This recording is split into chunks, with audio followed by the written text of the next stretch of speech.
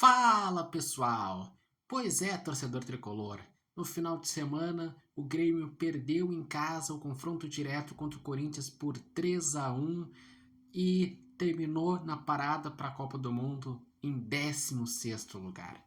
Eu estava lá fazendo a cobertura como social media e vi a expectativa indo do hype para a frustração, de 40 mil torcedores vibrando com a intensidade dos primeiros 20 minutos para as vaias no final do jogo, após o Grêmio ter tomado um baile no segundo tempo e o 3-1 até ter ficado barato.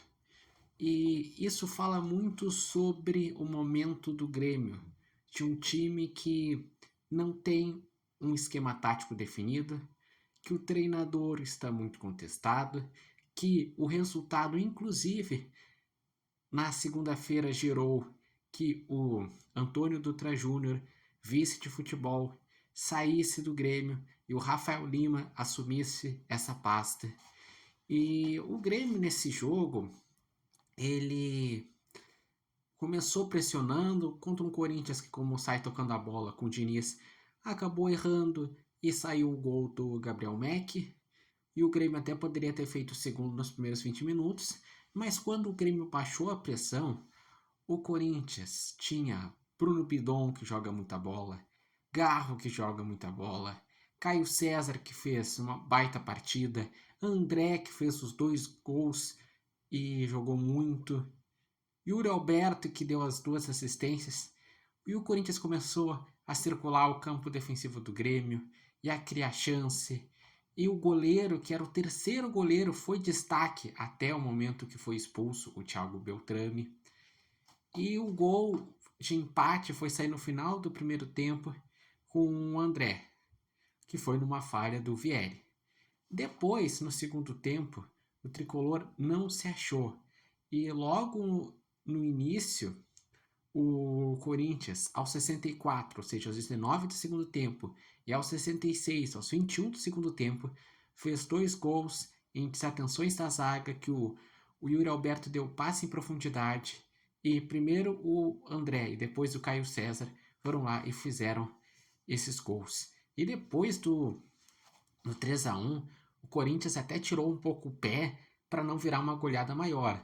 Em relação à expulsão, eu achei justa, porque o goleiro ele foi para tentar interceptar, só que era basicamente o último homem, e com isso acabou fazendo uma falta que era para expulsão, e o Grêmio, ele mais uma vez mostrou um meio de campo perdido, que tinha o Leonel Pérez, que até agora não se achou, daí tinha Arthur e Gabriel Mack, que ajudavam na criação, mas que sentiram a intensidade do Corinthians, faltou ter mais um marcador para o Grêmio conseguir preencher melhor o meio de campo.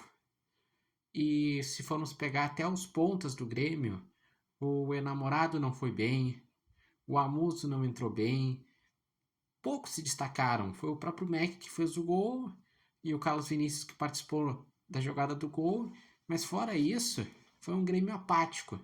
Um Grêmio que foi o sinônimo do trabalho do Luiz Castro. Perdido, sem saber o que fazer. E perdido, sem saber o que fazer, foi também as coletivas que tiveram após o jogo. A coletiva do Luiz Castro tendo que se justificar em relação às críticas, às vaias, à oscilação, e falando que ele é uma pessoa que não desiste, ok, realmente isso é legal, mas faltou falar um pouco mais de por que o Grêmio está perdendo. E depois, a entrevista do Antônio Dutra Júnior foi ruim, que ele falou sobre normal as oscilações devido a ter saído 20 jogadores no início do ano, os guris da base, de ser um trabalho de transição, enfim, aquelas coisas de sempre. E, pelo visto, o ambiente do Grêmio não aceitou muito bem. Tanto é que o Antônio Dutra Júnior pediu para sair e saiu na segunda-feira. E agora, parando para a Copa do Mundo, o Grêmio tem 15 dias de descanso e um pouco mais de um mês de trabalho até voltar lá no dia 23 quando vai enfrentar o Bolívar fora de casa no jogo de ida do playoff da Sul-Americana. Aliás, a sequência do Grêmio pós-volta da parada é Bolívar na Bolívia, jogo de ida da Sul-Americana do playoff.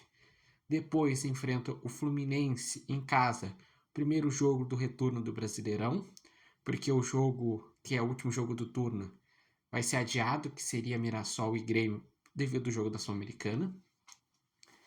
Daí o jogo da segunda rodada do Brasileirão, que seria Botafogo e Grêmio, vai ser adiado para ter o jogo de volta entre o Grêmio e Bolívar.